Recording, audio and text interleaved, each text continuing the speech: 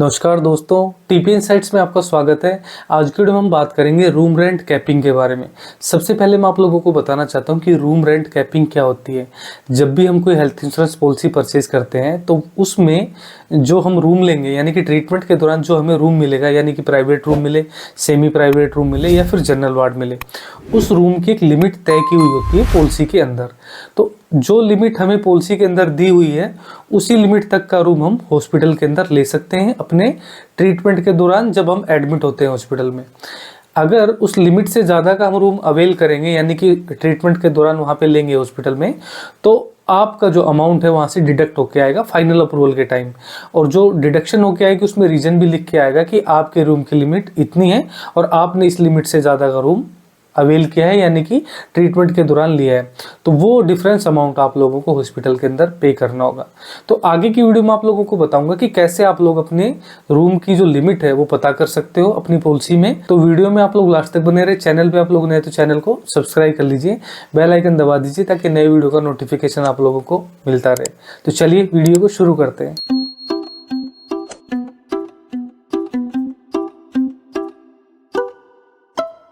जब भी हम कोई नई हेल्थ इंश्योरेंस पॉलिसी परचेज करते हैं तो जिससे भी हम पॉलिसी परचेज कर रहे हैं, चाहे वो एजेंट हो या कोई ऑनलाइन पोर्टल हो, तो उनसे हमें ये पूछना है कि जो हम पॉलिसी आपसे परचेज कर रहे हैं और उस पॉलिसी के अंदर जो प्लान है उस प्लान के अकॉर्डिंग हम ट्रीटमेंट के दौरान कितनी लिमिट तक का यानी कि कितने अमाउंट तक का रूम वहाँ पे ले सकते हैं।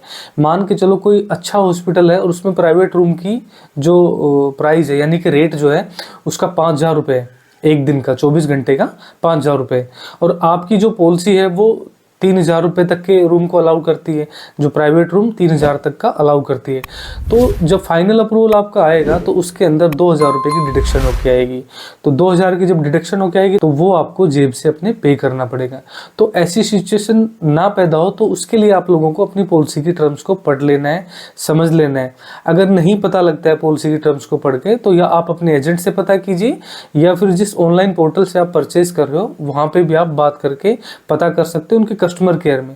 फिर भी आप लोग नहीं पता कर पा रहे हो तो आप लोग अपनी इंश्योरेंस कंपनी या टीपीए के कस्टमर केयर में बात कीजिए, या कॉर्पोरेट पॉलिसी वाले हैं उन लोगों को अपने कॉर्पोरेट के अंदर एक एचआर की टीम होती है उनसे बात करनी होगी। तो उनसे आप लोगों को पूछना है कि मैं कितने लिमिट तक का रूम ले सकता हूँ किसी भी हॉस्पिटल में जाके।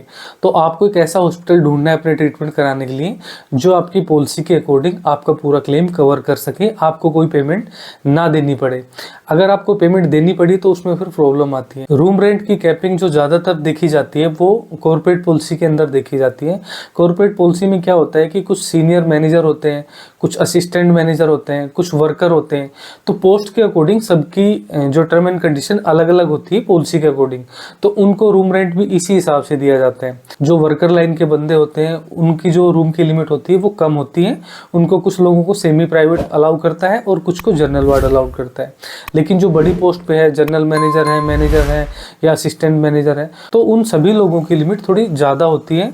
तो ये लिमिट आप अपने एचआर से पता कीजिए ताकि आपको क्लेम लेते टाइम कोई प्रॉब्लम ना हो या फिर कोई डिफरेंस अमाउंट आप लोगों को पे ना करना पड़े। फिर भी आप लोग ये पता नहीं कर पाते हो और आप हॉस्पिटल में इमरजेंसी में जाके एडमिट हो जाते हो, तो उस कंडीशन में क्या करना है कि जब आपका पहला अप्रूवल है यानी कि जो हॉस्पिटल की तरफ से कैशलेस के लिए प्रोसेस कर दिया गया है और शुरुआत में जो अप्रूवल आता है इनिशियल अप्रूवल, तो उस अप्रूवल लेटर को बहुत ध्यान से चेक कीजिए। वो अप्रूवल प्रोसेस के 3 से 4 घंटे या मैक्सिमम 6 घंटे के अंदर हॉस्पिटल के पास भी आ जाता है और आप लोगों की मेल या व्हाट्सएप पे भी आ जाता है, या फिर बहुत सारी कंपनियों की ऐप है वहाँ पे जाके भी आप चेक कर सकते हो कि मेरा अप्रूवल आया है या नहीं आया है, और वो अप्रूवल लेटर आपको डाउनलोड कर लेना है।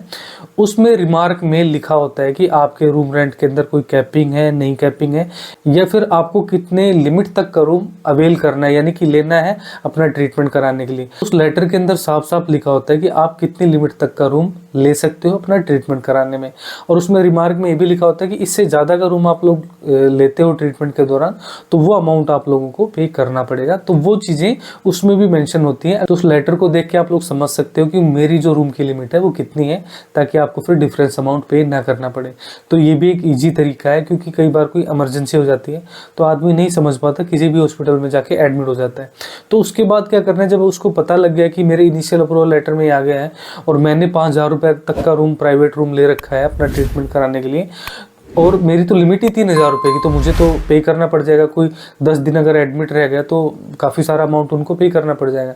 तो उनको क्या करना है कि हॉस्पिटल में जाके फिर रिक्वेस्ट करनी है टीपी की टीम से और बोलना है कि मेरी जो लिमिट है वो 3,000 रुपये तक की है, तो आप मुझे 3,000 रुपये तक का ही रूम दीजिए, ताकि मुझे कोई डिफरेंस अमाउंट यानी कि डिडक्शन का जो अमाउंट हो वो पे ना करना पड़े। तो वो या तो आप लोगों को सेमी प्राइवेट देंगे, अगर 3,000 रुपये तक का उनका कोई सेमी प्राइवेट रूम होगा तो वो सेमी प्राइवेट दे देंगे। सेमी प्राइवेट होता है जिसमें 2 बेड डलते हैं, और या फिर उसमें सेमी प्राइवेट का रेट भी ज़्यादा है तो वो फिर आपको जनरल वार्ड देंगे जहाँ पे आप लोग अपना ट्रीटमेंट करा सकते हो। तो जैसा आप लोगों को कंफर्टेबल लगे वैसा आप अपना रूम ले भी सकते हो।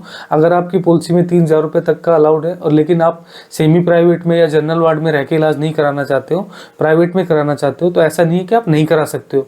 आप प्राइवेट रूम ले लीजिए और डिफरेंस अमाउंट अगर पे कर सकते हो तो आप कर सकते हो।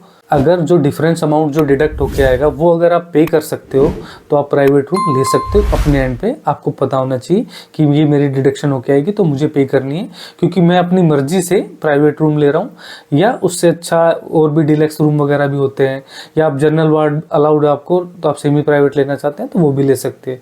तो वो डिपेंड कर सकता है, वो आप ले सकते हो अपनी मनपसंद के अकॉर्डिंग। बाकी डिफरेंस अमाउंट तो आपको पे करना पड़ेगा हॉस्पिटल को जब आपका फाइनल अप्रूवल होके आएगा हॉस्पिटल की तरफ से। तो आज की वीडियो मैंने आप लोगों को बताया कि रूम रेंट कैपिंग क्या होती है और कैसे आप अपनी रूम रेंट कैपिंग का पता कर सकते हो अपनी पॉलिसी के अंदर। पूरी डिटेल में कंप्लीट प्रोसेस आप लोगों को समझा दिया है। फिर भी आप लोगों के मन में इस वीडियो को लेके कोई सवाल है तो आप कमेंट सेक्शन में पूछ सकते हो, मैं आप लोगों को जवाब दूंगा। इसके अलावा आपके हेल्थ इंश्योरेंस क्लेम के अंदर कोई क्वेरी है या फिर आपका क्लेम रिजेक्ट हो गया, उससे रिलेटेड भी आप लोग मुझसे सवाल पूछ सकते हो। उन सभी सवालों का जवाब आप लोगों को लिमिटेड टाइम में जरूर मिलेगा। इस वीडियो को ज़्यादा से ज़्यादा अपने दोस्तों के साथ शेयर कीजिए। कॉर्पोरेट के जितने भी पॉलिसी होल्डर है उनके साथ जरूर शेयर कीजिए, क्योंकि उन लोगों को जैसे कोई वर्कर लाइन का कोई बंदा है तो उनको अपनी लिमिट नहीं पता होती है, नहीं पता कर सकते हैं, तो इसलिए उनको पहले से पता होना जरूरी है ताकि उनको कोई पेमेंट ना देनी पड़े, उनका कोई नुकसान ना हो। तो आप अगर समझदार हो तो किसी ऐसे बंदे के पास जरूर भेजिए ताकि किसी की हेल्प हो सके। उन सभी के लिए वीडियो काफ़ी हेल्पफुल रहेगी, तो जरूर ऐसी हेल्प कीजिए, जरूर आप लोगों के साथ शेयर कीजिए।